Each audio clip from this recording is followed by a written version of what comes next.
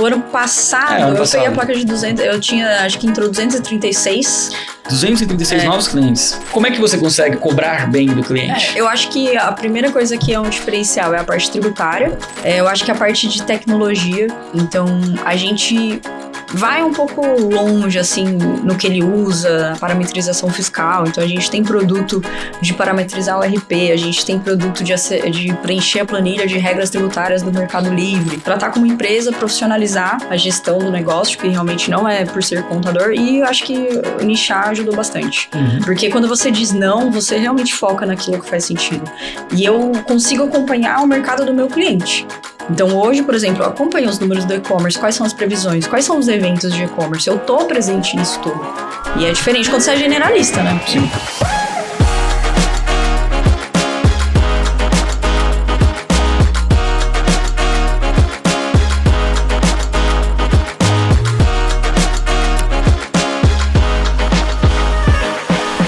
Seja muito bem-vindo a mais um episódio aqui do Mooncast, esse que é o maior podcast de marketing, vendas, gestão e estratégia para você aí que é contador ou contadora. Primeiro, antes de mais nada, se você é aquela pessoa que toda quarta-feira, meio-dia, já tá ligado que vai sair um Mooncast novo e tá sempre acompanhando a gente, muito obrigado pela sua audiência, muito obrigado por acompanhar a gente, muito obrigado por compartilhar, muito obrigado por tudo. Mas também não posso deixar de pedir, já deixa o teu like, você já sabe que aqui vai vir um conteúdo profundo. Não, o Mooncast ele não é um podcast de conteúdo raso, ele é um conteúdo de empreendedorismo profundo, para quem quer se aprofundar realmente no tema, falando de mercado contábil. Você é muito bem-vindo aqui, obrigado pela sua audiência. Se você que está me ouvindo aqui não me conhece, é a primeira vez que você está aqui no Mooncast, eu sou o Matheus Santos, eu sou fundador e CEO da Moonflag, que é hoje a maior assessoria de marketing e vendas para escritórios de contabilidade em todo o Brasil. Ah, Matheus, com base em que você está falando isso? É simples. No ano passado a gente gerou mais de 500 mil reais em novos negócios para contadores, mais de 360 mil sendo recorrente. Em 2026, nossos clientes faturarão pelo menos 4 milhões de reais só se eles pararem de vender. Tá? Se eles pararem de vender 4 milhões de reais que a gente garantiu de receita em 12 meses para eles. Mas eles não param. Esse mês eles já venderam mais de 100 mil reais em novos contratos. Então você está convidado a conhecer a Moonflag caso você não conheça. E hoje a gente vai ter um papo. O tipo de assunto que eu acho que vocês que acompanham o programa já perceberam que eu gosto muito de falar é de segmentação. Eu gosto de trazer pessoas que são autoridades em segmentação falando de mercado contábil. Eu sinceramente acredito que verticalizar o negócio no futuro eu acredito que seja uma tendência. Eu tenho uma empresa segmentada, eu gosto de conversar com pessoas que têm ações segmentadas, que eu acho que a gente consegue compartilhar com você de uma forma menos superficial, porque todo mundo fala, segmento, beleza, mas o que é realmente ter um negócio segmentado? Hoje eu estou com a Ariane Marta, muito obrigado por ter vindo aqui. Obrigada a você pelo convite. Muito bom ter você aqui. Ariane, a gente está no mesmo grupo de Mastermind, você tem aí a Abras CT ou a Braskit, né? E eu estou muito feliz com a tua participação aqui, acho que vai ser bem bacana, estou animado para a conversa, quero que você se apresente aí para turma, para quem não te conhece. Bacana, obrigada pelo convite. Bom, meu nome é Ariane, eu sou contadora, eu trabalho já há muito tempo, eu já perdi as contas. Comecei criança, mas eu tô com 34, eu acho que eu comecei com 15, 14, então eu tenho aí uns 16, 17 anos já de experiência.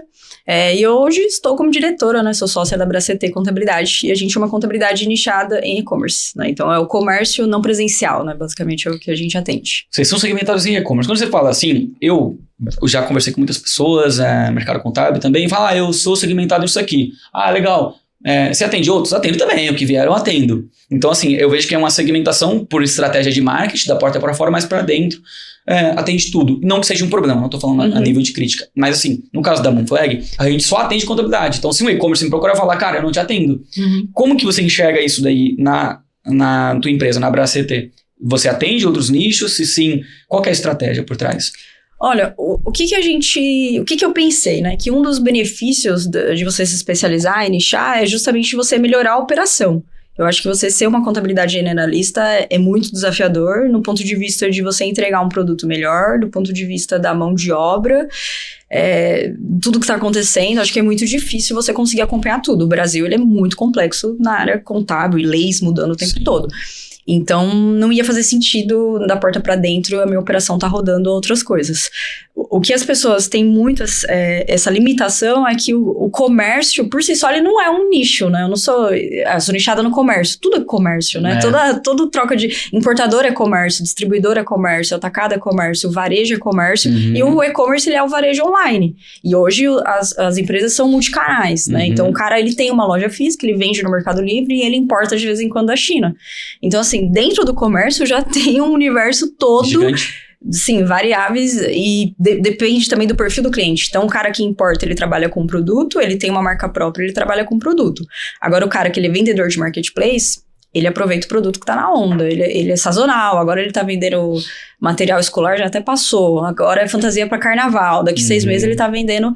Então, rodar tudo isso já é um baita desafio. Então, a gente já tem pré-determinado que a gente não coloca para dentro de jeito nenhum. Então, terceiro setor, ensino, saúde, a gente cortou esse ano, né? Então, não tem. Que é contraintuitivo, né? Porque a maior parte da galera briga, exatamente, sai no tapa e pra mim foi um alívio, assim, nossa, quando eu falei, ufa, chega de médico. Foi gratificante lá na operação. E por quê? Pelo perfil do médico? Ou... Pelo perfil, pelo produto, dava muito trabalho, a gente não tinha um BPO para oferecer. Então, a questão da especialidade, ela fica bacana porque você tem um universo de coisas para oferecer. Se você pega um médico e consegue colocar um BPO para ele, fica ótimo. Agora, pra gente não fazia sentido. O cara deixava de pagar as coisas, era parcelamento da hora, suporte horroroso, a quantidade. Eles são desorganizados, né? O médico é desorganizado. Ajuda pra emitir nota, aí na hora de fazer imposto de renda também. E eu não tinha... Se você parar pra olhar, você não tem mais como ajudar esse cara. Se ele buscar uma contabilidade especializada, vai fazer mais sentido pra ele. Então, assim, tem todas as atividades que a gente fala não. E tem aquelas que a gente tem, como é uma empresa que era familiar, ela é antiga, né? Tem cliente já há bastante tempo, a gente tem indústria e tem prestação de serviço no geral. Mas eu evito, assim, ter fatura R... eu analiso bem também o serviço que vai entrar. E acontece, às vezes, do cara ser o dono de uma empresa e ele ter outra, aí a gente assume os dois. Mas tem coisa que a gente não faz de jeito nenhum. Então, terceiro setor, por exemplo, nem pensar. Bacana. Me diz uma coisa, você acabou de falar que é uma empresa familiar. Conta um pouco pra mim a história. Ela começa uma geração anterior à tua. Se sim, hoje ela ainda tem uma configuração familiar, você, teu pai, tua mãe. Me explica um pouco da história da empresa, só pra eu me situar também. Ela foi fundada pelo meu avô. Então, foi fundada na década... 2 gerações anteriores. Na década... Eu sou a terceira geração, assim, tudo que os indicadores são ao contrário. Foi fundada pelo meu avô na década de 70. E aí, depois de um tempo com a empresa de contabilidade, né? Ele era autônomo, na realidade, né? E ele começou a ter bastante cliente, só que ele se formou em Direito. Então, ele se apaixonou pelo direito e ele achou que, naquela época, ele sentiu que o direito era melhor. Que tinha, assim, não só a remuneração melhor, mas ele sentia que tinha mais valor ele ser doutor, mais etc. Prestígio. Mais prestígio, isso era a palavra que eu tava pensando. E aí, ele ofereceu o escritório pra minha mãe trabalhava no banco, e ela topou o desafio. Então, ela saiu, estudou, ela tem um técnico de contabilidade, assumiu o escritório por um tempo, ficou alguns anos sozinha e depois ela casou com meu pai. E meu pai, ele era colocador de cortina, porque ele veio do Piauí, né, meu pai? E aí ele não tinha estudo, ele não tinha quinta série, etc. Aí eles conversaram, quando eu nasci, minha mãe falou, estuda e vem pro escritório. E foi o combinado, e aí mudou muito, porque meu pai, apesar de não ter o estudo naquele momento, né, óbvio que depois ele estudou, fez a graduação, ele era muito ousado. Minha mãe era muito conservadora, né, tinha muito medo, e meu pai, ele já chegou falando, vamos comprar um telefone. Depois ele teve ali a ousadia de comprar o computador, ele chegava, né, fazia o comercial, ele tinha aquela ousadia de ir atrás de cliente. Tino. Exatamente. E aí o escritório começou a crescer. E aí eles ficaram, assim, por bastante tempo como sócios, mais de 20 anos. Eu cresci dentro do escritório, eu e meu irmão, então a gente ia pra lá sempre. Sempre moramos perto, a gente ia pra lá, e aí eu me lembro, assim, férias, ia pra lá, saia da escola, ia pra lá. E aí eu comecei a trabalhar, assim, muito nova, com 14 anos eu já tava lá dentro. E aí com 15, 16, que é a idade de registrar, né, eu fiz certinho o tempo integral dentro do escritório. Mas basicamente essa é a história de sucessão. Aí uma dúvida, né, hoje, teu pai e tua mãe, eles ainda são presentes na gestão do escritório? Não. Os dois já se aposentaram. Se aposentaram. O teu irmão, ele trabalha no escritório? Não. Também não. Então ficou você. Ficou só eu. Quando você entrou na empresa, começou a trabalhar com seus 16 anos, qual era a estrutura do escritório? Quantas pessoas trabalhavam? Quantos clientes mais ou menos tinha? Tinha 220 clientes e tinha 28 pessoas. Então já era um escritório acima da média quando você começou a trabalhar lá. Na região, a gente, na época o escritório era em Carapicuíba e depois a gente mudou para Osasco. Então assim, na região da Grande São Paulo, sempre foi considerado um escritório grande. Legal. Era uma referência, assim. Mas não tinha nenhuma especialidade, não tinha um nicho específico, etc. Mas meus pais mandaram muito bem. Atenção, atenção. Tô interrompendo aqui esse episódio do Mooncast. Você, meu amigo, minha amiga, contador, contadora, você já aprendeu aqui no Mooncast, através dos maiores nomes da contabilidade no Brasil, que o futuro do setor contábil é ser um hub de soluções pro cliente. Acontece que você não sabe por onde começar isso, né? Então, chega. Eu vou trazer uma solução aí para você. E essa solução se chama Company Hero. A nossa parceira Company Hero vai transformar sua empresa de contabilidade em um hub de soluções pro seu cliente. Dá só uma olhada. Com a Company Hero você pode ofertar planos de saúde pro seu cliente. Você não precisa ter uma área de paralegal aí dentro do seu escritório. Ou seja, você não precisa ter legalização, eles fazem tudo isso para você. Você pode oferecer endereço fiscal, que é um baita negócio e que fideliza e gera muito valor pro cliente. E o melhor de tudo, você vai oferecer tudo isso e vai ganhar grana. Vai aumentar a receita do seu escritório com a Company Hero. Agora, você quer saber o mais bombástico, o mais importante dessa parceria? Para você ativar sua parceria com a Company Hero, você vai clicar no link abaixo e vai mandar para eles um processo de legalização. E para isso, você vai pagar o valor de R$0. Você não vai pagar nada. A Company Hero vai te entregar um processo de alteração, abertura de empresa ou baixa de CNPJ totalmente gratuito. É o tipo de coisa que não dá para você pensar. Você tem que realmente clicar no link da descrição ou ler o QR Code, se cadastrar, ativar sua parceria com a Company Hero e aí sim começar a se posicionar como hub de soluções para o seu cliente, porque eles vão te possibilitar isso. E o melhor, você vai começar tudo isso de graça. Clica aqui no link abaixo, é um benefício exclusivo para você que assiste o Mooncast. Porque você pensa assim, não só na região do Rio de São Paulo, mas falando de Brasil mesmo, eu acho que, eu já vi isso daí, acho que numa pesquisa do Sescom São Paulo, se eu não me engano, 10% do mercado tem mais de 10 colaboradores, algo nessa linha. Ou isso mesmo. O mesmo equivale, normalmente é uma equivalência. Quem tem mais de 10 colaboradores fatura 100 mil mais ou menos por mês. E fatura mais de 1 milhão por ano logo.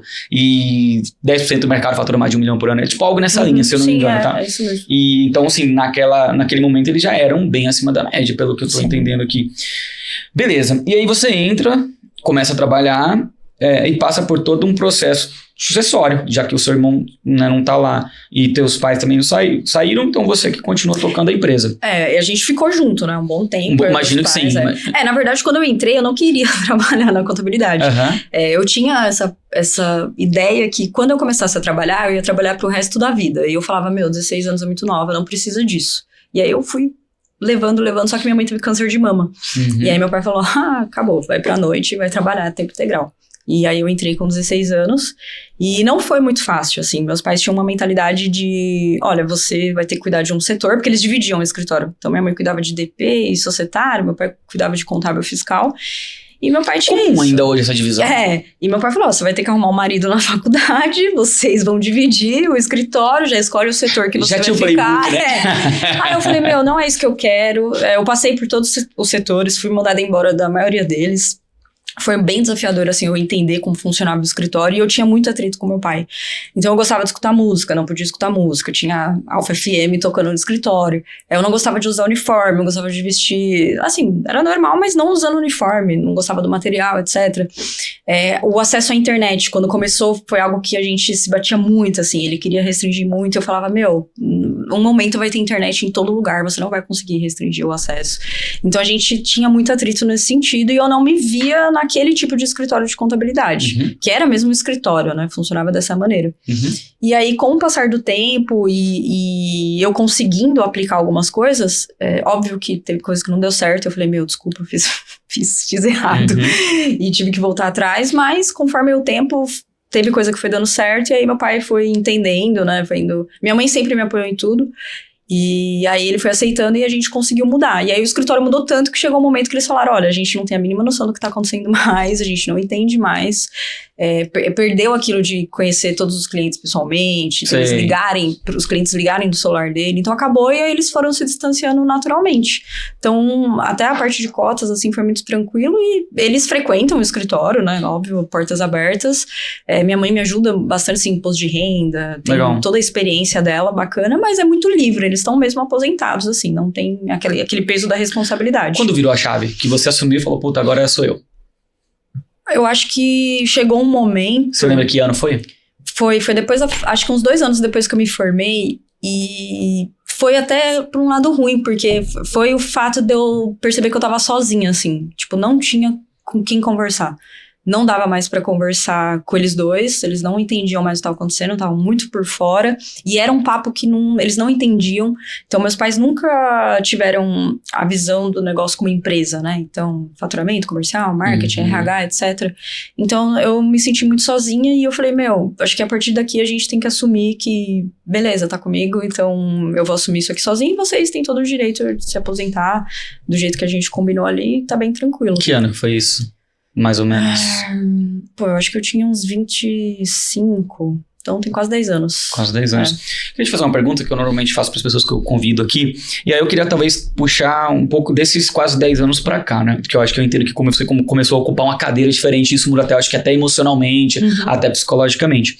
Você tem contato com muitos empresários de contabilidade e também com empresários de outros setores, né? E outros grupos que você faz parte, network, troca, enfim. O que você entende que você aprendeu nesses quase 10 anos, tocando mesmo a empresa de contabilidade, liderando o negócio e até mesmo todas as decisões que você tomou? Qual que é a tua percepção de aprendizado do mercado contábil, que nesta cadeira você teve como empresário do setor contábil, talvez em outra você não teria? Talvez se você estivesse numa indústria, numa clínica, falando da área de saúde, estivesse em audiovisual, enfim. Qualquer outro lugar você não teria, mas como empresário contábil você teve.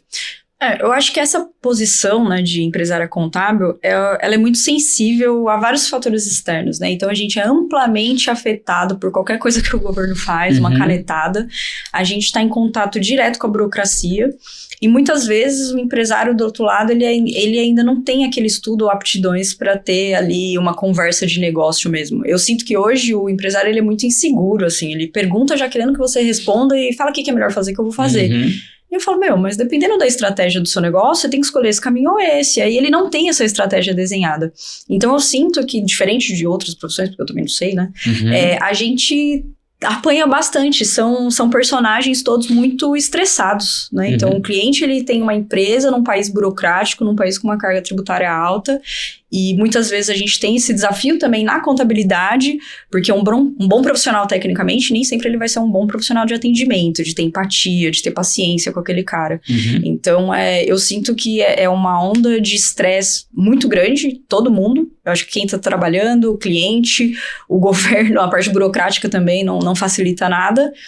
Mas, por outro lado, você consegue ter uma visão muito interessante de mercado. Então, hoje, né, pelos próprios números da carteira que a gente roda, e chega um momento que a gente consegue ver que a gente faz diferença, né? Então, eu tenho hoje um departamento pessoal que roda 2.000 vidas. Então, são 2.000 pessoas que recebem salário através ali do que a gente está processando. Sim. Então, tem esse lado também de ajudar uma classe que eu gosto tanto, que é o empreendedorismo no geral, né? São as empresas no geral. Acho que isso que faz diferença de maneira geral, né, de país. Eu acho que isso é muito bacana da nossa área. É muito legal. Pensando um pouco até nisso que você acabou de colocar, de visão de mercado, que eu acho que é uma coisa interessante, normalmente a estrutura a arquitetura societária de uma empresa contábil é muito parecida com o que foi os seus pais. Começo a trabalhar aqui, me dou bem, começo a vender para alguns clientes por indicação, aumento a receita, logo aumento meu salário, daqui a pouco estou morando num lugar melhor, tenho mais condições financeiras e tal, e eu vou indo. No final, eu nunca parei para falar, peraí, como é que eu faço para agora eu tomar um pouco mais de controle disso?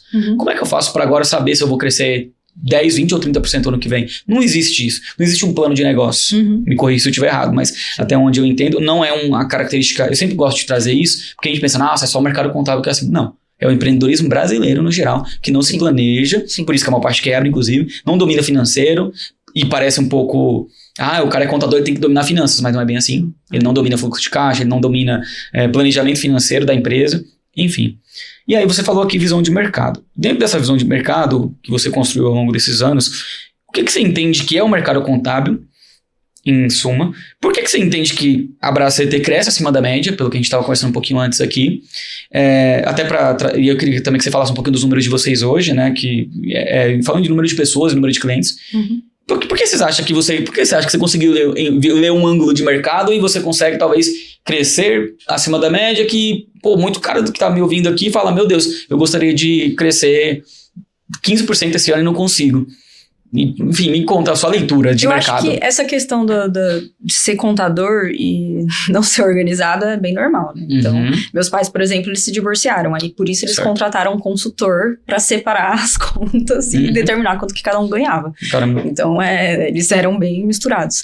Então, eu acho que você ter uma visão de negócio, de empresa, isso já faz diferença. Quando a gente olha para processos, ferramenta, pessoas, tudo isso eram coisas que meus pais não prestavam muito atenção nisso, eles estavam ali tentando entregar o produto. Então, isso acaba fazendo diferença. Ser um escritório especializado, né? Então, não que eu sou focada num nicho, né? Eu só atendo e-commerce de tal produto. Isso, querendo ou não, facilita. Então, você tem um modelo de processo, você tem um modelo de negócio, e conforme você vai criando processos em tudo, isso me traz uma previsibilidade.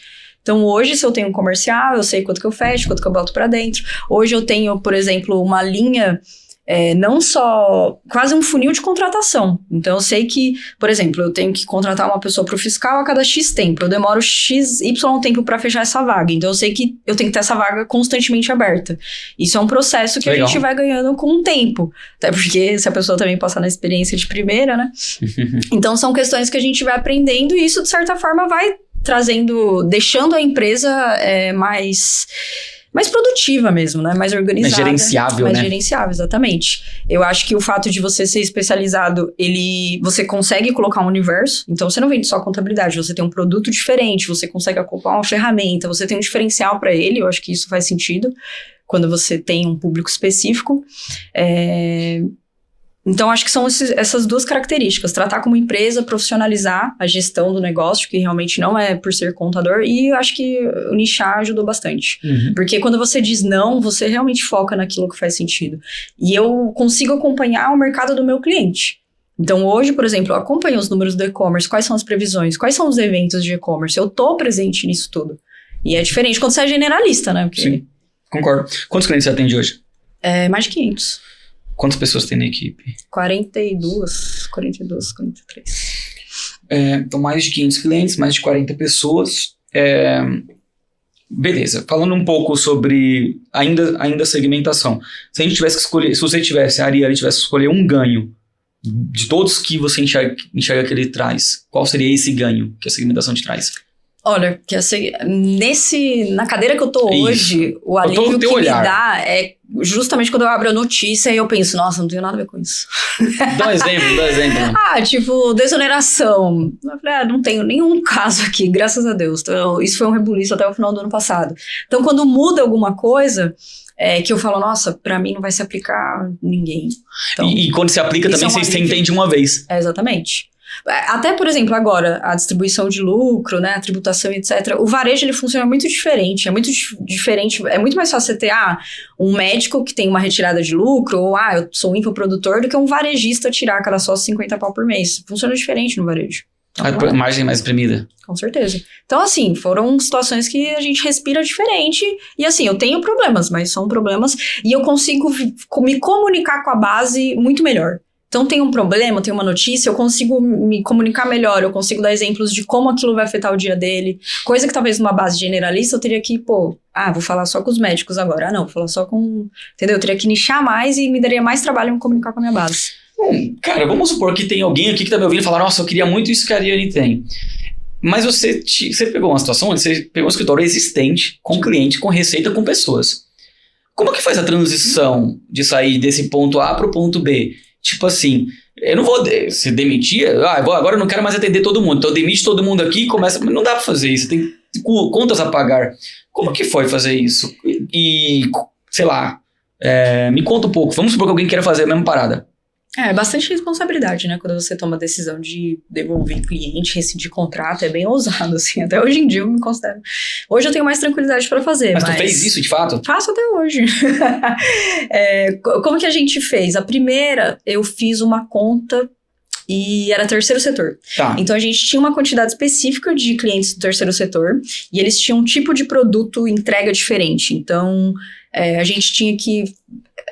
fechou o balanço, era uma data específica, a gente tinha que ir para dar conta para a prefeitura que pagava eles, a folha, todo mundo era demitido em dezembro e todo mundo contratado em janeiro. Então, assim, a gente tinha uma entrega toda diferenciada para aquela carteira de terceiro setor. Não entrava terceiro setor novo se não fosse uma indicação daquela carteira. Legal. E também eu coloquei na ponta do lápis quanto que a gente gastava para a pessoa estudar. Então, por exemplo, a contabilidade de terceiro setor é diferente da contabilidade comercial. Sim. Então, o custo de eu fazer... Porque eu tinha que garantir a qualidade daquele trabalho. Então, eu coloquei tudo isso na ponta do lápis, tudo que eu ia economizar, e apresentei para o meu pai. Falei, cara, eu acho que se a gente parar de atender, vai ficar 0 a 0. Vai ter um prejuízo e pra gente vai fazer mais sentido. Quantos vai menos uma dor de cabeça. Lá, 5, Eram 12 12 associações, um negócio assim. 12. E terceiro só setor. Pra fins de curiosidade da minha parte. Quanto que dava? Eu acho que na época dava uns 20 mil reais. Uns 20 mil reais. É. Aí, vou perguntando aqui pra você me ajudar. Eu tirei esses clientes, eu tenho que tirar esse custo de algum lugar. Demito alguém? Exato. Neste caso, eu demiti uma pessoa. Tá. Mas, assim, também não foi só por causa disso. Eu já queria, aí você aloca, Então, eu lembro que a gente demitiu uma pessoa e desde então a gente nunca mais atendeu o terceiro setor. Então, foi dessa maneira. E essa demissão desse cliente era tipo assim, você ainda poderia, não sei se foi o caso, esse escritório aqui atende, você não quer comprar essa carteira? Na época eu fiz isso mal. Né? Mas foi mais ou menos isso. Mas pra que as pessoas façam bem, como é que você fez mal?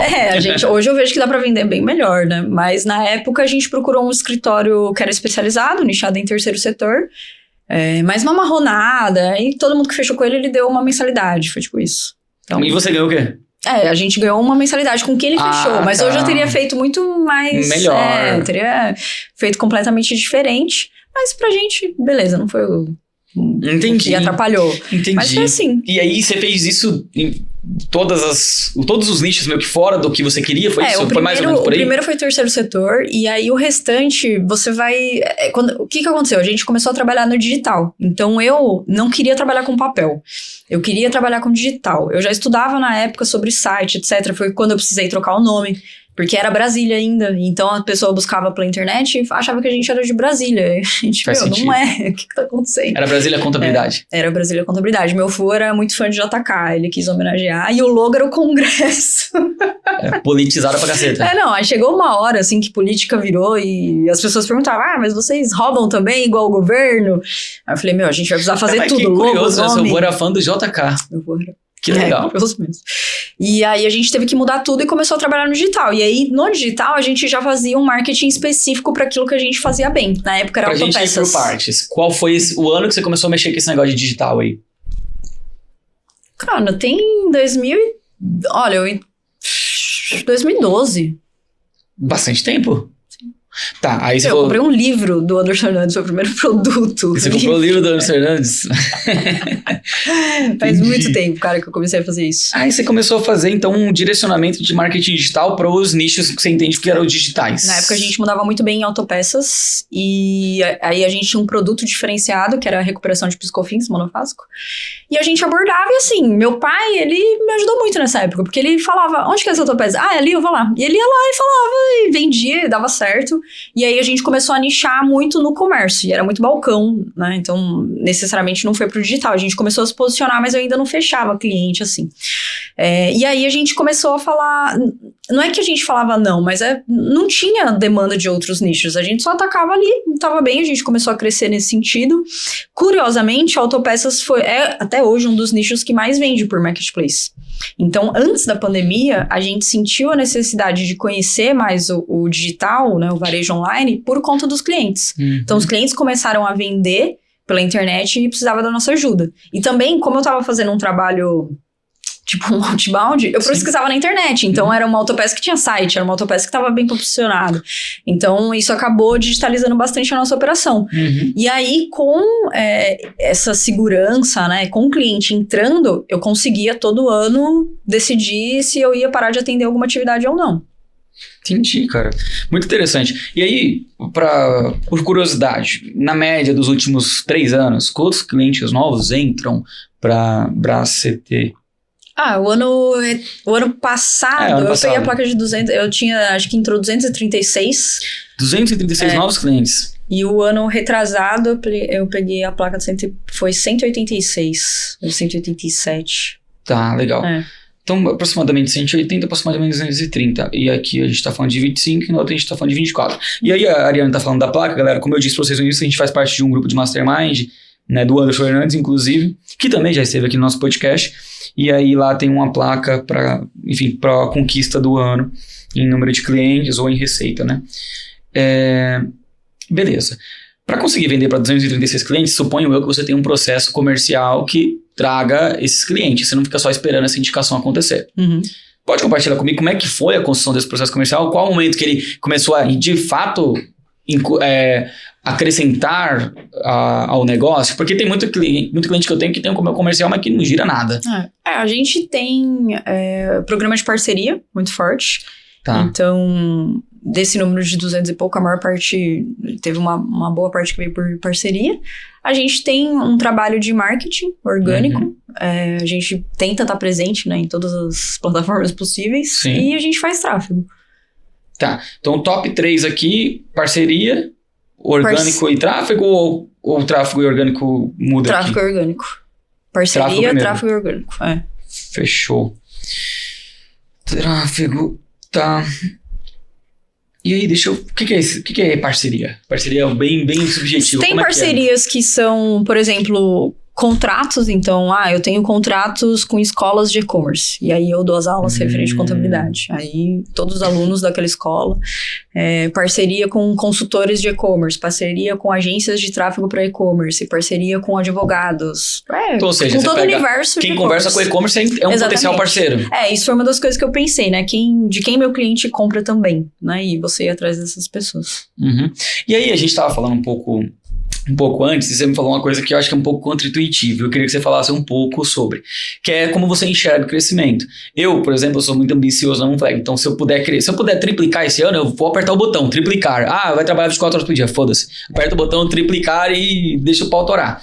Você tem lá os seus desafios operacionais. É diferente absorver um cliente na contabilidade do que absorver na agência, eu entendo isso, tá? Como é que você enxerga o crescimento? O que você, sei lá, o quanto você quer acelerar isso? Me conta um pouco da tua visão futura. Sei lá, da cadeira que você tá. De 2025 pra cá, a gente mudou bastante também o ticket que a gente queria, né? O ICP que a gente queria de cliente, o ticket médio. Então, isso a gente deu uma mudada. A gente buscou empresas um pouco maiores, mais consolidadas, já com um faturamento melhor. Tá. Porque o que acontece do e-commerce? Assim como várias bolhas do digital, tem muita gente que entra, acha que vai ganhar dinheiro e em 3 meses, isso vai acabando com os indicadores da contabilidade. Pô, um cliente que fica 6 meses, às vezes ele nem se pagou, só mesmo. Deu dor de cabeça, suporte a 1000 e só foi estresse. Então a gente mudou muito do último ano pra cá. Meu objetivo não é bater número de clientes, né? Óbvio que eu tô olhando outros indicadores, mas a minha sensação é, primeiro, porque eu acho que a responsabilidade técnica é muito grande, então... Que é uma coisa que... Por ter nascido no escritório onde meus pais conheciam todo mundo, às vezes eu olho alguns números, alguns nomes, algumas coisas, assino uns documentos que eu falo, o que é isso? O que tá acontecendo? Então, acho que tem uma responsabilidade, né? Até é criminal, a gente sabe que contador tem uma baita responsabilidade.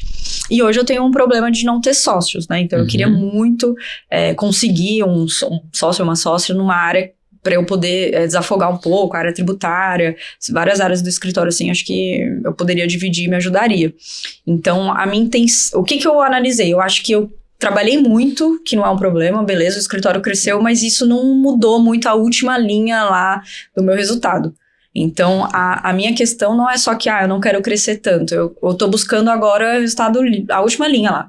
Buscando ter mais paz, ganhar mais, pensar em como vender mais para o mesmo cliente, mas não ficar batendo o número de cliente novo, porque nem sempre isso quer dizer alguma coisa além de muito trabalho. Concordo com você, total. E a gente passou por isso também, de certa maneira, não Flag, bem na mesma linha. Do tipo assim, no caso nosso é um pouco diferente, mas eu lembro, a gente já teve produtos muito mais acessíveis, falando de custo, né?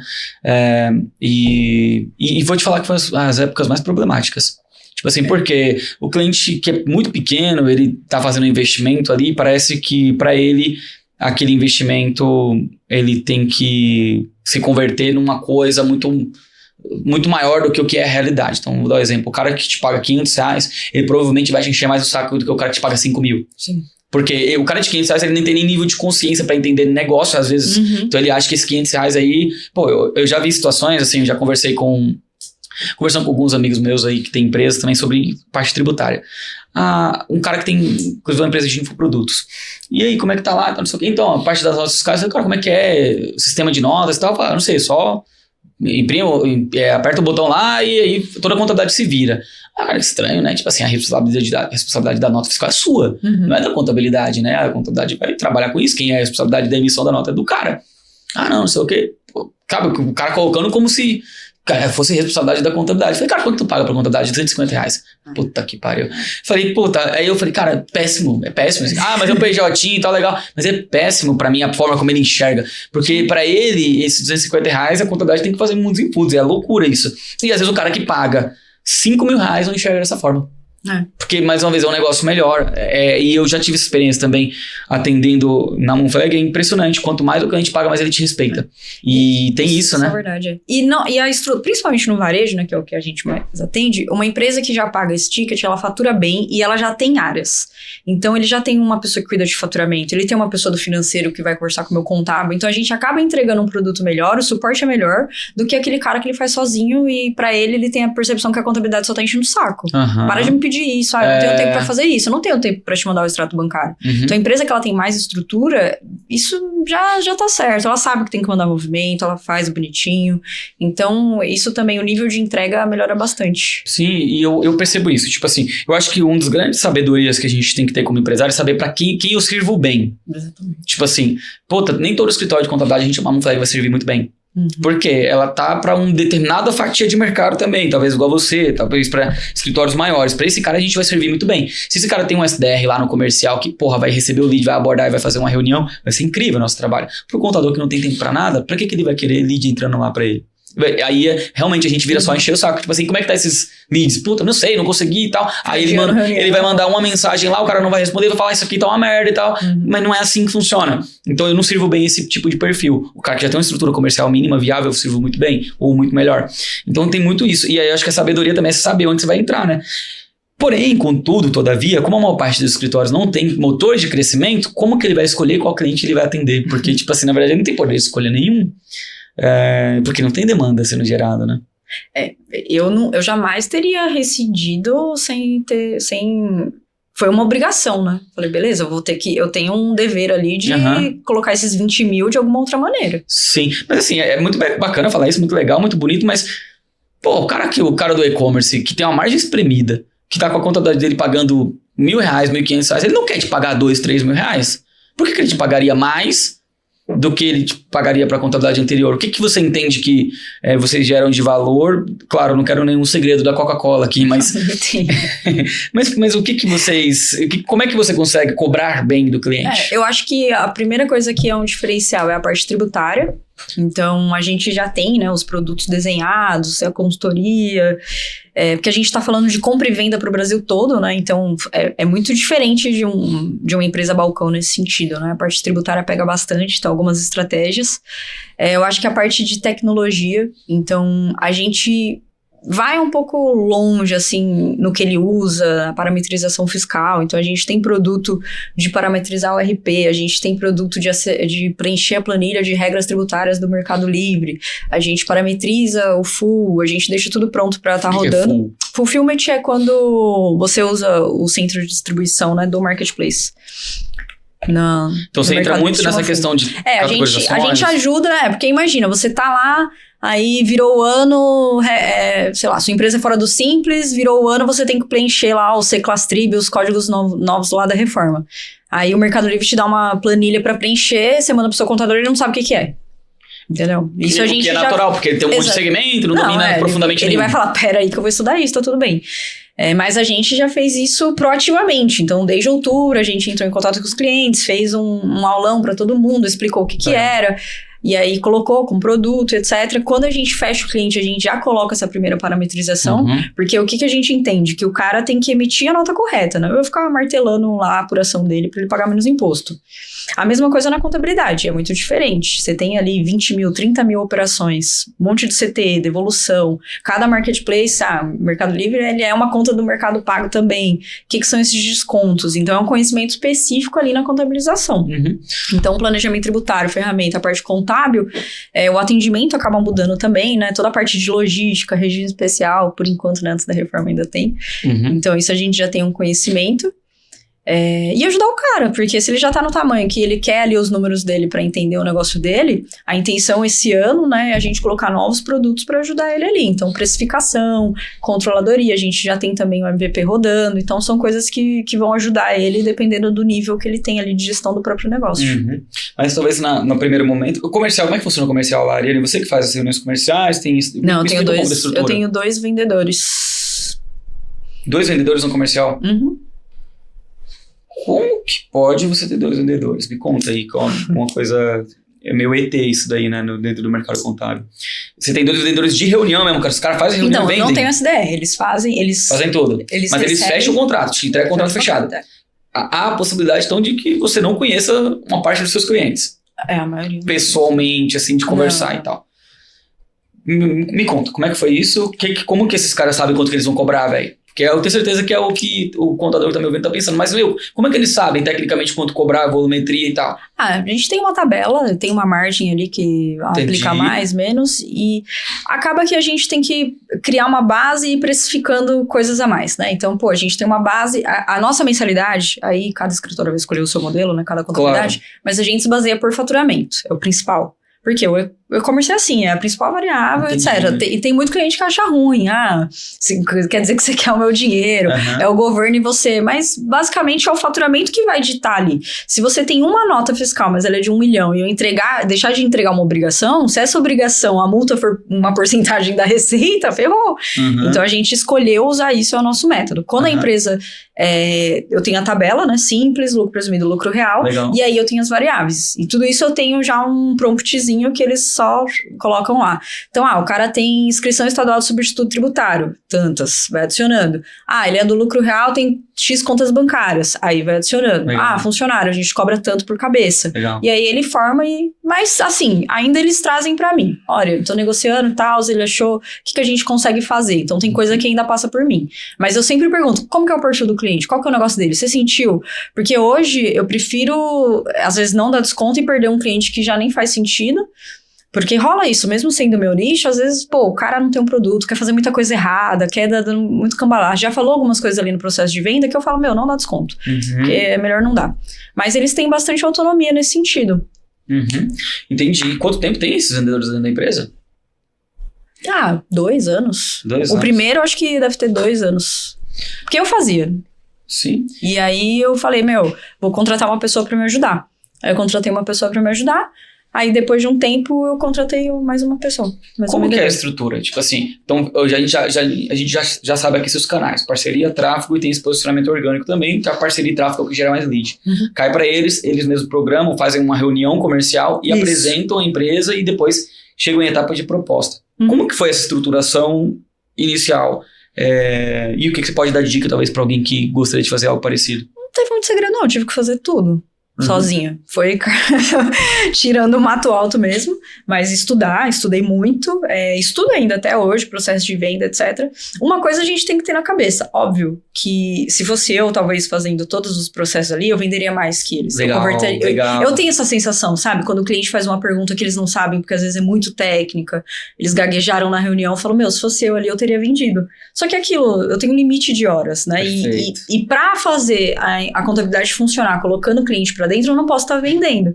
Então, realmente, você abre mão de ter ali uma venda maravilhosa que eu tinha, né? Porque, eu sabia falar de tudo ali na ponta, conhecia o produto, tributo, era uma reunião muito diferente. Então, você tem que abrir mão disso, né? Tirar um pouco, não é sobre você, e acompanhar esse processo, mas tudo eu desenhei e ainda são coisas que eu olho hoje. Então, o nosso modelo de apresentação eu olho, nossa proposta eu olho, como que tá, né, todo o nosso funil, eu sempre analiso, eu falo, isso aqui tá errado, isso aqui não tá, a tabela, eu falo, por que a gente não tá convertendo? Porque tem tal movimento no mercado, aí eu falo, isso aí eu não vou fazer nem a pau, sinto muito, não vou fazer abertura grátis, com tudo grátis, acabou, já era. Então, eu ainda tomo essas decisões estratégicas. Então, esse ano mesmo a gente fez o movimento das propostas, né? Então, eu nichei um pouco mais as propostas. Então, eu quero essa proposta só para autopeças, eu quero essa proposta para importador. São decisões que eu tomo. Então, assim, eu tô ainda sabendo de tudo. Mas infelizmente, ou felizmente, porque eu tive que abrir mão do comercial, mas estudar e eu ensinar as pessoas. Não teve muito segredo, não. Não, entendi, bacana. E aí, como é que se faz a gestão dos dois vendedores? Você porque assim, você é a CEO da empresa. A área de vendas, ela é bem importante. Por mais que você tenha na contabilidade uma receita muito linear, você não vai perder e vai mudar o jogo de um mês para o outro normalmente.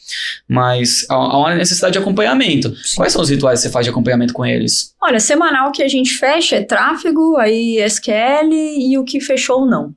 Eu tenho alguns problemas hoje, que é o orgânico com parceria. Então, eu tenho esse problema de mensurar, ou às vezes o cara passou por muita coisa e eu não tenho isso que a gente comentou, né, do último clique, da onde que ele veio, afinal de contas. E eu não tenho um programa de parceria, um programa de indicação pros clientes mesmo. Então, esses são os dados escuros ainda que eu não consigo olhar. Mas, basicamente, o que a gente fecha é isso. E eles têm, como eles são comissionados por OTR, eu sei também o nível... Quer explicar pra turma o que é OTR? Eles não são comissionados, assim, numa porcentagem do que eles vendem. Eles têm metas dentro da comissão. Então, eles têm meta de número de clientes, eles têm meta de ticket médio. Então, por exemplo, quando chega a gente tem grupo, né? Então, não é um cliente que paga 10, ele tem ali 3 empresas e tal. E aí eu recebo um indicador de que tá em negociação um grupo ou um ticket alto. Porque aí eu já tenho que pensar, se esse contrato fechar, eu tenho que botar alguém na operação exclusivamente para isso. Então, isso eu acompanho. Porque como a gente atende um nicho, que assim, pode ser um e-commerce pequenininho, mas pode ser um e-commerce que fatura 2, 3 milhões por mês, e aí tem que me preparar para isso. Então, isso é o que eu olho semanalmente. É uma conexão de o produto e o estoque, quase, né? Que o nosso estoque é horas, né? Mas... Porque você botar 10 do Simples Nacional é um negócio. Aí você botar 10 empresas grandes é completamente diferente. Eles têm uma meta de número de clientes a ser vendido por mês? Tá dentro da OTR, número de clientes e ticket médio. A OTR vai multiplicando conforme o ticket vai aumentando. Legal. Que foi a estratégia que a gente quis seguir para sair um pouco do ticket mais baixo. O OTR, tem uma dúvida minha mesmo, né? Conforme o vendedor ele vai crescendo mês a mês na empresa e atingindo, o salário dele vai ficando alto e fixo, né? Sim, salário. Isso não encarece muito o processo? Porque assim, turma, até eu vou falar minha visão sobre o OTR e você depois traz a tua, tá? Eu vi isso lá no G4 Educação e basicamente o que ele traz, né? Pra premiar o vendedor bom, inclusive fazer com que ele construa um plano de carreira no comercial pensando em longo prazo. Então esse cara, vamos supor, ele entra lá ganhando 3. Aí ele tem lá um ciclo onde ele vai ser avaliado e qual é o OTR. Depois, se ele tá bem ali, ele vai pra 4. Aí depois outro 5, depois 6 e vai indo. É por aí mesmo? Não chega um momento que fica muito caro essa parada? É que eu não cheguei ainda nesse momento, até pelo tempo que a gente tem com o vendedor. Mas a lógica é mais ou menos essa. Mas a gente tem um fixo... Você divide, né? Então, no G4, inclusive, eles falam isso. Sua meta é ganhar tanto. Sua meta é ganhar 10. Seu fixo vai ser 3 e o resto, né? Os 7 mil vai estar na sua comissão. Aí eu vou separar ela em várias OTRs, que são pequenos objetivos que vão multiplicando ou não aquele valor. Eu não tenho ainda esse problema, porque eu não tenho muitos anos, né, de vendas, e é uma coisa que a gente ainda tá validando. Então, assim, tem mês que eles não batem. Aí eu tenho que falar, mas eu coloquei mesmo, sei lá, cada vendedor tinha uma meta de 20 empresas. Eu quero 40 empresas entrando. Aí eu falo, aí eu tenho que desenhar também. É uma coisa que a gente faz muito junto. Mas não é um problema que eu tenho agora, porque... É complicado, o bom vendedor, ele não gosta muito de fazer a parte mais burocrática, administrativa, que a gente cobra de quem ganha mais no fixo, né? Então, o vendedor que ele tá ali com um cargo melhor, teoricamente, eu vou pedir para ele preencher o CRM melhor, eu vou pedir para ele me passar os dados com mais qualidade, nem sempre ele quer isso também. Então, por exemplo, esse ano a gente colocou uma coisa que deixou eles felizes, né? A gente colocou onboarding, então eu não cobrava. Agora a gente cobra onboarding para um tipo específico de cliente. Então, para eles foi uma remuneração nova. Então, beleza, já estão felizes. Então, a gente vai pensando em produtificar também algumas coisas, né? Antes eu não tinha isso, porque para mim não compensava vender um serviço único, né? Um serviço específico. Eu não quero nada, só quero a parametrização. Eu não vendia. Falava, não vou nem fazer reunião, não tenho tempo para isso. Agora, com eles, eu consigo criar um produto e eles venderem isso e aumentar a comissão deles. Então, é uma troca, assim. Eles também vão me dizendo muito as ideias, etc. E a gente vai aplicando. Muito bom. Quanto tempo por semana você gasta para gerenciar esse comercial? De ter uma ideia? Olha, é que no presencial eles sentam bem pertinho de mim, então eles estão o tempo todo. Consumindo. Eu falo com eles todo dia, assim, todo dia. Não, a questão de olhar números, acho que uma vez por semana. Separo 1 hora ali, troco ideia, dou umas broncas no preenchimento do CRM, mas eu converso com eles todo dia, assim, eu tô muito próxima do comercial. Assim, uma coisa que você tem lá, não é o meu cenário, e eu sempre vi como uma vantagem competitiva o fato de eu ter sócios, né? Desde o início da Moonflag, a gente não tinha dinheiro e tinha 3 sócios. Né? E começamos faturando R$2.000 em outubro de 2020. Mas, ao mesmo tempo, tipo assim, por exemplo, eu era o sócio focado no comercial na época. E eu me considero ainda sendo esse sócio focado no comercial, né? Apesar de a gente ter uma gerência, tem o Caio lá que cuida, mas eu ainda olho muito para vendas. Ainda um know-how que eu tenho, né? Mas no início, principalmente, eu focava só em vendas. Então, cara, eu não preciso ocupar minha cabeça com mais nada, entre aspas, né? Focar em vendas. Vendas. Só isso. E aí, depois, cara, as coisas vão acontecendo, vai crescendo, tá? Você vai conseguindo colocar pessoas e focando em outras paradas, né? Você fazer isso não dá. Tipo assim, eu não posso focar só em vendas, porque do outro lado tem a operação, tem o sucesso do cliente, eu quero que você fale um pouquinho depois. Então, por isso que eu perguntei nesse início, porque a maior parte dos clientes que eu converso, eles vão falar o seguinte, justamente ao contrário do que você falou. E eu fiz o que você falou. Tipo assim, cara, eu não sei como é que funciona, eu vou estudar todo momento, a gente tem que estudar sobre vendas. E é uma parada importantíssima. Mas a maior parte do mercado vai falar o seguinte, não tenho tempo para isso, eu tenho meus clientes para atender, eu tenho minha operação. Porque eu também tenho problema IBO e tal, não sei o que, nunca vai sobrar um espaço para vendas. E o departamento vendas é totalmente, mesmo quando existe, como é que funciona que eu vejo que a galera faz. Ariane, eu vou contratar um pré-vendas. Contrato pré-vendas. Eu não sei nada de vendas, de pré-vendas muito menos, de inside sales muito menos.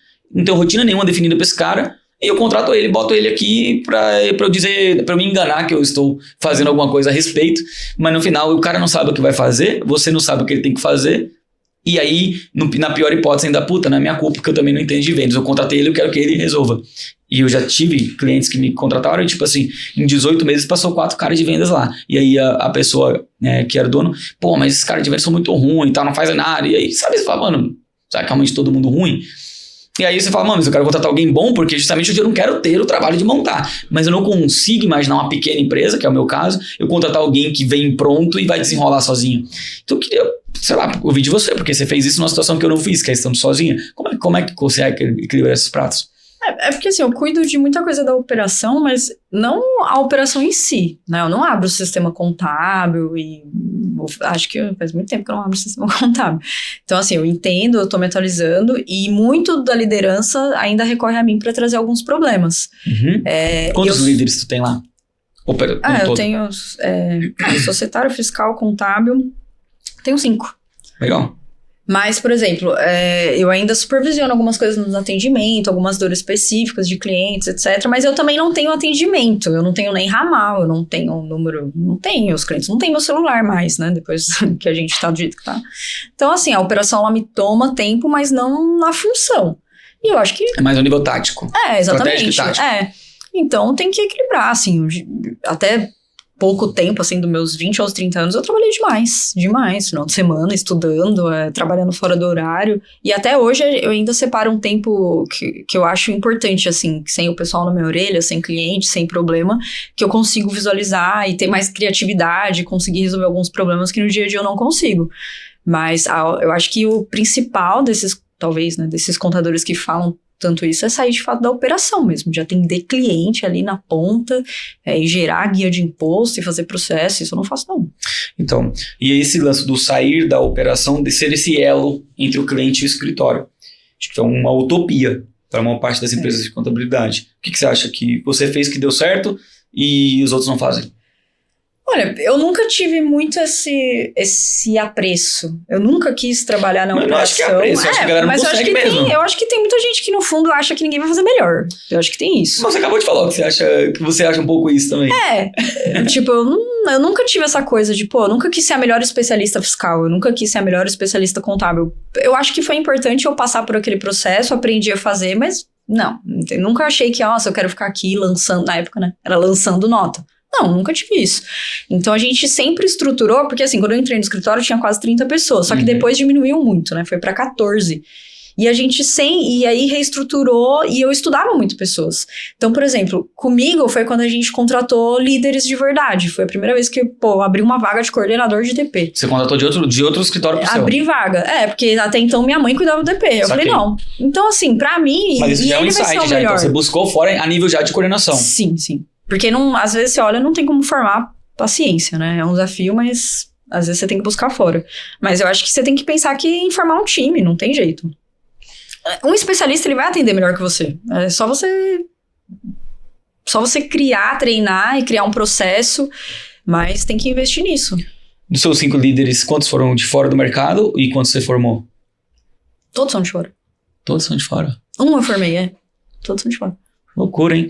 E mesmo assim de fora, porque assim, muitas vezes a empresa, aquela pessoa que te ajudou naquele momento, né, não vai conseguir te ajudar no próximo, né? Faz parte. Aquele ditado, né? As pessoas que você veio até aqui não quer dizer que você vai pro próximo passo. Isso faz parte. E mesmo trazendo pessoas de fora, então, eu trouxe uma pessoa que ela tá acostumada a gerenciar. Eu fiquei com um fiscal de 15 pessoas, eu não conseguia ninguém pra liderar um fiscal. Em Osasco não tem um escritório do mesmo tamanho. Não tem nenhum lugar no Brasil esse cara pra gerenciar esse. Aí você fala, não tem. Aí você traz alguém que, beleza, já gerenciou 40. Só que quando ela tava naquele 40, já tava tudo pronto. Ela não tem, eu não consigo gerar squad, eu não consigo gerar outras lideranças dentro do setor. Porque quando ela trabalhou na empresa grande, já estava pronto. Então, é uma habilidade de uma empresa que está crescendo e essa pessoa não tem. Aí, isso ainda depende de mim, entendeu? Porque, eu trouxe alguém de mercado, mas que não tem aquele histórico de crescer uma empresa. Ela já trabalhou numa empresa grande. Então, isso, em todos os setores, eu acho que eu ainda participo muito. Então, eu falo, aqui tá na hora de você criar a gente vai trabalhar com qual modelo? A gente vai ter squad? Como que a gente vai separar isso? Então esse é o momento que a gente vive hoje na empresa. Uhum. E é uma coisa operacional que depende de mim. Agora, eu ficar gerando guia, não. Entendi. Então, acho que é isso que tem que estar... O diferente de você, no meu caso, a gente hoje, contando comigo, são 9 líderes, né? Desde os team leaders aos gerentes, né? Gerentes eu acho que são 5 também, se não me engano. Ou 4, acho que são 4 contando comigo lá. Você vê que a gente tem um time parecido, você tem muito mais liderança que eu. Tem os líderes técnicos. Mas os meus são todos formados, ao contrário do seu. Todos são da própria base da empresa. E eu tenho uma crença que a pessoa de fora vai ter dificuldade com cultura. Como é que foi isso pra você lá? E até mesmo como é que vocês tratam esse tema? Cultura, eu não gosto muito de falar de coisas subjetivas, tá? Uhum. Mas cultura é uma delas. Ao mesmo tempo, eu entendo que, uma vez, mesmo subjetivo, é uma coisa muito importante pra você, quando você começa a ter um time que você já não tá mais falando com o cara que tá entrando necessariamente todo o tempo. Uhum. Como é que você enxergou? Como é que foi essa parada? Teve problemas? Tenho, na realidade. Eu acho que dentro de todas as escolhas que eu tive que fazer, né, qual pratinho segurar, eu acho que cultura foi uma das coisas que eu acabei não participando tanto pessoalmente. Então, eu estruturei um RH, eu tenho uma consultoria, a gente tem o que a gente vai fazer o ano todo, mas eu, por exemplo, não consegui fazer todos os rituais que eu queria com o time todo, ou eu com quem eu lidero diretamente, né? Então, o comercial responde pra mim, sucesso do cliente responde pra mim, integração responde pra mim. Então, eu sinto que no ano passado isso foi uma coisa que eu acabei deixando um pouco de lado, e é uma das coisas que a gente quer melhorar, que eu quero melhorar pessoalmente esse ano, porque eu acho que faz diferença. Faz diferença, tá ali o diretor da empresa, o CEO da empresa, que é o representante da cultura. Eu acho que eu falei muito mais o básico de um RH de pessoas a gente criou. E, teoricamente, eu sei a importância, eu estudei bastante, mas isso de aplicar mesmo foi uma das coisas que acabou que eu teve uma certa ausência minha. Então, eu entendo. Uma coisa que é difícil, tem um livro chamado Pipeline da Liderança, né? E é muito sempre utilizado quando o assunto é desenvolvimento de líderes e liderança. E aí eu acho que o momento que você começa a delegar, por exemplo, eu lá no comercial no início, eu fazia tudo. Aí eu vou contratar uma pessoa que vai agendar o pré-vendas. Então, você não é mais a pessoa que faz, você é uma pessoa que o seu sucesso é medido pela eficiência dessa pessoa. Aí você contrata um vendedor, pra mim foi um desafio também. Passar pra esse vendedor. Sempre na nossa cabeça a gente faz melhor. Uhum. Quem empreende, sempre na sua cabeça vai fazer melhor. Só que 2 vendedores faz melhor do que um Ariane. Uhum. Porque eles têm o dobro de tempo para trabalhar naquilo. Então eu sempre gostei dessa lógica. 9 líderes, ou 8, né, sem contar comigo, mas 8 líderes são melhor do que um. Porque, tipo assim, não tem como, entendeu? Se somar todo mundo aí, vai ficar muito melhor. Então, eu acho que essa é a lógica. E aí, o que eu anseio hoje é não lidar mais com o nível analista e operacional. É lidar só com o nível liderança para cima. Porque esse também é outra parada. Que eu sinto uma dificuldade muito grande de conversar hoje com um analista, com um júnior, ou mesmo pleno, porque eu tô mais conectado com os líderes. Com o líder é outro tipo de cobrança. É um outro tipo de trato, é outro tipo de tato. E aí, quando você vai conversar com um analista, com um júnior, uma pessoa, um outro tipo de hierarquia, pô, você já tem que tomar muito mais cuidado e tal, já tem que ter outras. Então, eu vejo que uma coisa que eu anseio hoje é de lidar só com os líderes, que eu acho que é, inclusive, pelo que eu entendi profissionalmente até aqui, onde eu acho que eu funcionei melhor, inclusive. Porque é difícil conciliar as duas coisas, né? Sim. Você vive um pouco disso lá também, né? Não, acho que faz todo sentido. Eu quero chegar nisso aí também. Exato, tipo assim, cara, eu vou lidar só com a liderança, e a liderança, se você quiser dar uma porrada forte, você vai dar, o cara é líder, ele segura a bronca, e ele vai converter essa comunicação pro analista lá. Agora, quando você vai direto, até, tipo assim, eu acho que entra um pouco dos estresses que você passa, que eu passo, porque, tipo assim, muito difícil você vir lá e falar com o cara de uma forma que ele entenda didaticamente. Cara, você tá com 16 anos vendo. E às vezes você tem que contextualizar muito. Exato, e aí você tem um certo nível de impaciência, tipo assim, isso vai viciando você de uma forma de falar, que você já conversa com uma pessoa, tipo assim, o líder entende mais rápido, ele já tá mais conectado com a empresa, ele já sabe mais o contexto da empresa. Agora, quem não entende nada é muito difícil, você vai... Puta, eu tenho essa dificuldade hoje. Não, faz sentido, é minha meta aí também. Entendi. Cara, pensando em tempo, a gente tá dando o nosso tempo aqui, e eu, assim, perguntei bastante coisa pra você, e eu agradeço pelas respostas, né? Foi muito bom, espero que pra você que tá do outro lado aí também tenha sido bacana. Eu vejo que esse lance que você acabou de falar algumas vezes aqui por último, que é o estudar. Acho que é uma coisa presente na sua personalidade, na sua característica de gestão, né? Mas é o estudo, não só o estudo técnico da lei que está mudando, mas o estudo talvez a nível de negócio, né? Tem recomendações nesse sentido de estudo para a turma? Eu acho que hoje, ainda bem, né, que tem muita opção, tem muita coisa online, tem muita coisa presencial, tem muita coisa rolando. Eu acho que hoje a educação de negócio, né, nunca teve tão em alta. Eu só acho que não existe... Nada vai ser muito fácil de digerir. Eu acho que talvez as pessoas buscam muito uma coisa... a pílula ali secreta que vai mudar tudo. E não é. Eu consumi bastante, eu continuo consumindo. Aí você traz para a empresa, aí às vezes você não consegue aplicar, aí você tem que pensar um pouco mais, aí você tem que trocar ideia com outras pessoas.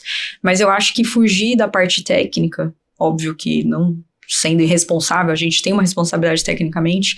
Um empresário contábil, ele precisa olhar para vendas, ele precisa olhar para pessoas, ele precisa analisar essa questão da cultura da empresa, que é bem difícil pra gente. Eu falei, meu, o que é isso de cultura, né? Pelo amor de Deus. Mas a gente tem que olhar para isso e pensar a empresa como não autogerenciável ao nível de andar sozinha, mas de ter processos bem definidos, até para você conseguir entregar um produto melhor, você ter uma qualidade de vida, você ter uma remuneração bacana na ponta da linha.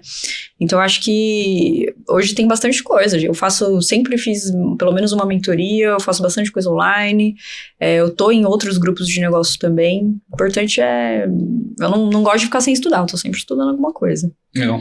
Sobre essa questão de cultura que você falou, e para finalizar aqui da minha parte, estou olhando aqui para cima porque meu relógio ali tá dando tempo. Estava conversando com um cliente meu outro dia, que é um cliente que ele vende uma carreira executiva. Ele tem uma empresa de BPO financeiro com a gente, vai fazer 3 anos, e ele vende uma carreira executiva. Trabalhou em multinacionais e tal, sempre na área financeira, né? E muito cedo ele assumiu a cadeira de gestão, né? Chegando até, sei lá, C-level. E aí, uma coisa que eu sou uma pessoa eu não sou uma pessoa muito emocionada, assim, a emoção ela não faz parte das minhas tomadas de decisões. No geral, é difícil tomar uma decisão no impulso, eu sou uma pessoa bem mais pragmática. E eu, entendendo isso, na minha cabeça, eu não posso dizer, eu tento botar tudo num framework, ou tudo numa conta, ou tudo numa decisão prática, preto no branco. E aí eu penso, tipo assim, um dia eu tava conversando enfim, vou contar essa história para conectar nesse cliente, né? Um dia eu tava conversando com uma pessoa, ele falou, pô, Matheus, como é que tá? Eu falei, tá muito bem, tem liderança, roda e tal, como eu acabei de falar, tem um monte de líderes, acabou de falar e tal. Ele falou, bacana, cara, que legal. Eu falei, tá crescendo, eu não conheço mais cliente, não tô no comercial e tal. Ele falou, que bacana, Matheus, se você ficar 1 ano fora da OneFlag, ela funciona normal, igual?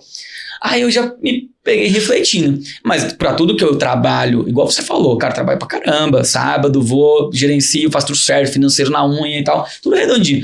Pra tudo que eu trabalho, deveria. Mas, ao mesmo tempo, sabe quando você fica inseguro na resposta? Você fala, cara, será? Aí você começa, peraí, tecnicamente, comercial funciona, operação eu não tô, o CS eu também não tô. Eu tenho aqui o financeiro, RH e tal, mas ao mesmo tempo tem pessoas capazes de tocar, porque eu não tenho nenhum desses, eu tenho a operação na mão. Mas sabe quando aquela segurança de falar assim não vem? E não veio. E eu, tipo assim, fico assim, caramba, que merda. Porque, tipo assim, eu quero trabalhar pra ser uma empresa grande, pra, porra, rodar sozinho, entendeu? E as empresas grandes, elas funcionam, elas existem, independente do cara tá lá ou não, entendeu? E isso me faz sentir um pouco impotente e até frustrado, né? Porque eu trabalho muito pra isso, pra conseguir ter um negócio que gire sozinho. E aí, conversando com esse cliente que trabalhou na empresa, ele falou, Matheus, toda empresa que eu trabalhei, por maior que seja, se saía lá o presidente ou o CEO, balançava. Toda empresa, não importa o tamanho da empresa. Saiu alguém lá da gestão, o CEO, balança, cara. Tipo assim, sei lá, o cara trabalhou no Bradesco, saiu o presidente do Bradesco, fudeu. Pô, o Bradesco, um cara não vai estar envolvido, não, mas então por que balança? Por que existe essa segurança? Por que quando o Steve Jobs morreu lá na Apple, não sabia se a Apple ia seguir em frente, mesmo ele não fazendo porra nenhuma, teoricamente, né? E é isso, porque esse negócio, assim, sem incógnito, tem como eu sou uma pessoa que gosta da resposta prática, pra mim a subjetividade é ruim, e aí eu acho que cai um pouco nessa questão da cultura, cai um pouco nessa questão do ritmo, cai um pouco nessa questão da visão, tudo coisa subjetiva, mas é muito difícil de botar em uma fórmula ou em um playbook para uma decisão, mas é a única coisa que eu consigo chegar. Então eu entendo que o papel do líder, né, do CEO, eventualmente, está muito ligado a realmente conduzir a cultura e talvez... uma vez você estabelecer os líderes, você saiu totalmente da operação, cara, o que vira exatamente teu papel? Vai virar muito esse. Acho que faz muito sentido, eu concordo. E você dá o ritmo ali, e você também busca os indicadores que às vezes as pessoas deixam no dia a dia, né? Porque o pessoal, o líder, ele ainda tá focado em o time dele entregar aquele resultado. Sim. Sei lá, pro nosso caso é pro cliente. Mas você tá buscando os números que são interessantes pro negócio, né? Pra empresa. E eu acho que as pessoas precisam disso hoje mesmo. Acho que elas precisam saber pra onde elas estão indo, elas precisam saber o que elas precisam priorizar nesse momento. Eu acho que faz todo sentido. O próprio dono da empresa, às vezes, por não ter tempo de olhar pra isso, nem ele sabe pra onde ele tá indo, o que ele tá fazendo. Exatamente. Mas é isso. E até por isso que a gente, como empresário, às vezes busca lugares, mentorias e etc. pra ter isso que vai responder uma coisa que só você pode responder. Cobrando, exato. Muito bom, Ariane, eu agradeço pelo seu tempo, pelas respostas, foi muito legal, adorei, conversaria mais tempo com você aqui, eu não sei se para você também está sendo tão agradável essa conversa, deixe aí nos comentários nossos, para quem quiser acompanhar você eventualmente, sei lá, gostou da tua vibe, quer te seguir, ou até mesmo quer seguir tua empresa, quais são os canais? O arroba da BraCT é @BraCT Contabilidade, e o meu é @ArianeMarta_. Não. @ArianeMarta_, tá certo. Então, mais uma vez, muito obrigado. Muito bom ter você aqui no nosso podcast. Para você que tá com a gente até o final aqui, primeiro, mais uma vez, obrigado pela tua audiência. Assim, não é um assunto que eu diria que todo mundo vai conseguir ter o melhor proveito, mas se você tá como empresário de contabilidade, eu entendo que tudo que a gente falou aqui, cara, são pautas obrigatórias aí pra você. E eu diria mais, se só você souber disso, e se seus sócios não estão na mesma página, você cria um problema. Então pega esse episódio e compartilha lá naquele grupo com seus sócios. Sabe aquele grupo diretoria que eu sei que você tem? Então você pega esse link aqui e manda lá, cara. Olha o assunto que a gente teve aqui, como foi bacana, profundo, não é coisa superficial, não é pra todo mundo, mas se você tá na cadeira de empresário contábil é pra você. Então compartilha com seus sócios, discutam e façam um proveito desse conteúdo gratuito que muitas vezes nem muitas consultorias você vai conseguir ter acesso. A gente se vê agora aqui na câmera geral, a gente se vê aí no próximo, valeu. Um abraço. Isso que você acabou de ouvir aqui no Mooncast, eu tenho certeza que foi impactante aí pra você, né? Você ficou até o final do episódio. Deixa eu te falar que tem um lugar que você pode se aprofundar em estratégias como essas que a gente discutiu aqui hoje. Gestão de marketing, vendas, pessoas, processos, tecnologia, escala de negócios contábeis. Tudo isso você pode ter acesso no Moonflex Space e o conteúdo ele não para. Lá a gente tem uma aula ao vivo todos os meses, uma caixa de ferramentas para você ter acesso a tudo aquilo que funciona de melhor e nas maiores empresas de contabilidade no Brasil. Você pode ter acesso a um FlexSpace com um valor de R$ 397 por ano, muito menos que a sua assinatura da Netflix. E lá, eu tenho certeza que você vai encontrar muito mais disso que você está buscando aqui no Mooncast, porque lá é um ambiente certo para o empresário contábil que quer escalar a sua empresa. Te vejo no FlexSpace.